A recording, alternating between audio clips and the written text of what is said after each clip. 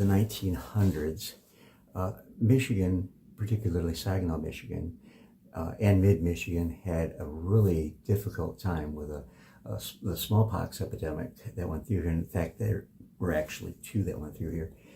And, today, having just gone through recently pandemic with COVID, that was, to many people, frightening, even though we had more scientific knowledge than they had back then, back in the early 1900s, and how to deal with infectious disease and such.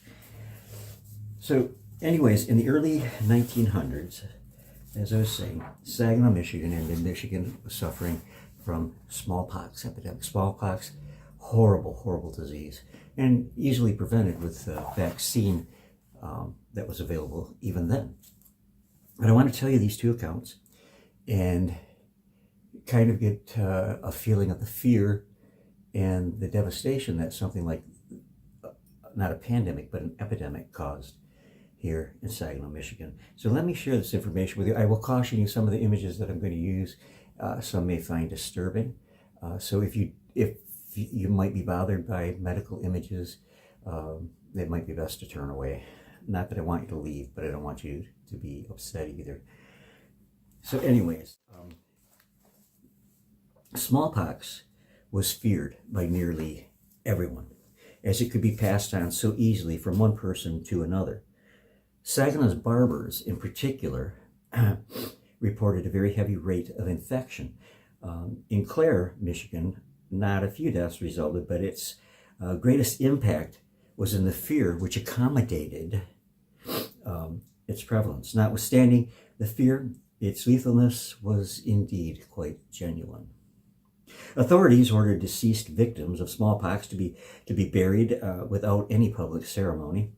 Thus, the danger could be limited to a few. One not able to avoid exposure was the undertaker, Charles Thurston, who practiced his trade in Clare, Michigan. During this epidemic, he contracted the disease from a dead victim. He isolated himself in a room and remained completely alone for nearly 2 weeks, nursing himself in a room and nursing himself and taking food, which was set inside the door of the room by the family.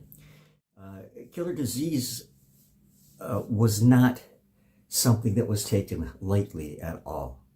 The whole region along the Pere Marquette Railroad from Kalkaska to Stratford was quarantined in March, and ticket agents were not allowed to sell tickets to Sharon, Morristown, or Spencer, Michigan. Michigan was experiencing a high death rate due to the outbreak, which claimed 13.9 victims for each 1,000 of population. Pneumonia only took a total of 271, while TB claimed 237 deaths in March of 1904 in Michigan.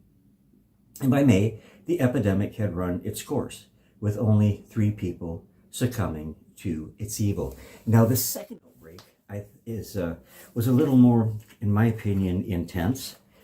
So I want to share that with you also. I think you'll find it fascinating. I did. 2 rather formidable smallpox outbreaks took place in the area. During the spring of 1910, Harrison, Michigan had 40 cases which the authorities knew about.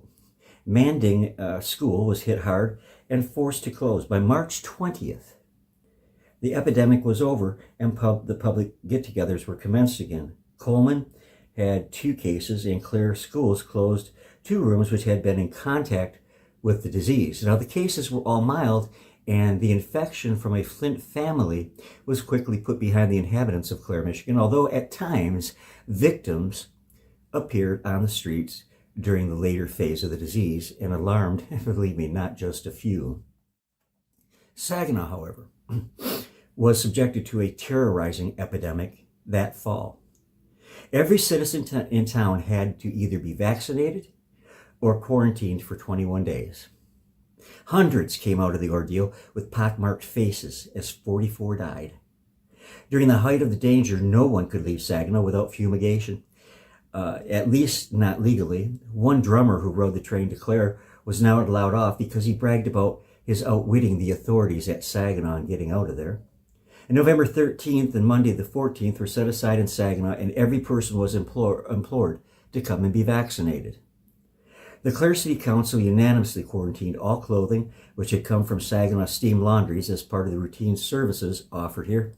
And until the siege was over, no laundry could be sent or received from Saginaw.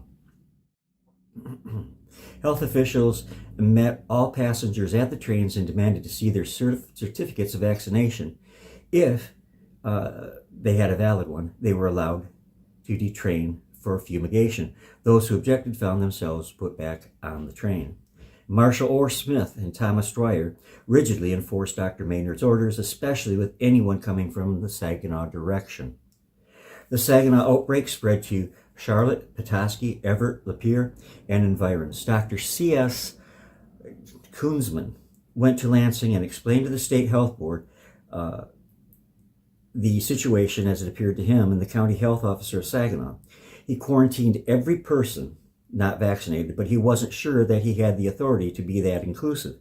And the governor thought the problem was serious enough and concurred with the edict. The governor then sent troops to seal off the state home in Lapeer when a severe outbreak infected the inmates in November.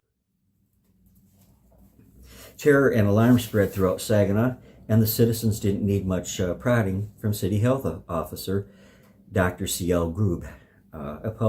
All public assemblies were canceled. Family Thanksgiving get-togethers were banned as formaldehyde candles were burned nightly in nearly all public buildings. Vassar, Midland, Mayville, Brown City, Reese, and finally Clare barred all Saginaw passengers from alighting, according to the Saginaw News in November. Within a month of the quarantine, the epidemic peaked and was gradually, the worst was over, and gradually the whole thing subsided.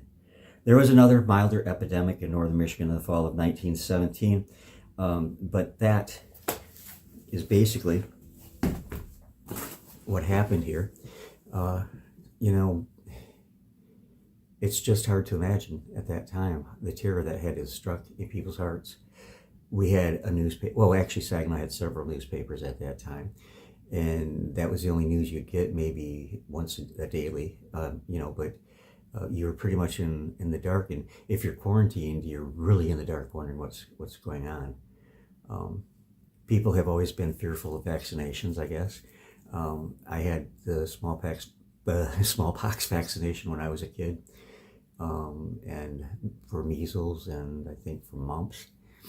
And those didn't hurt me. Of course, the process of making them was considerably different back then than they are now, with the great controversy that surrounds vaccinations these days. I'm not going to get into that. But anyways, I hope you found it interesting, and I will see you again real soon. God bless you. Love you, each and every one on the other side of that monitor soon.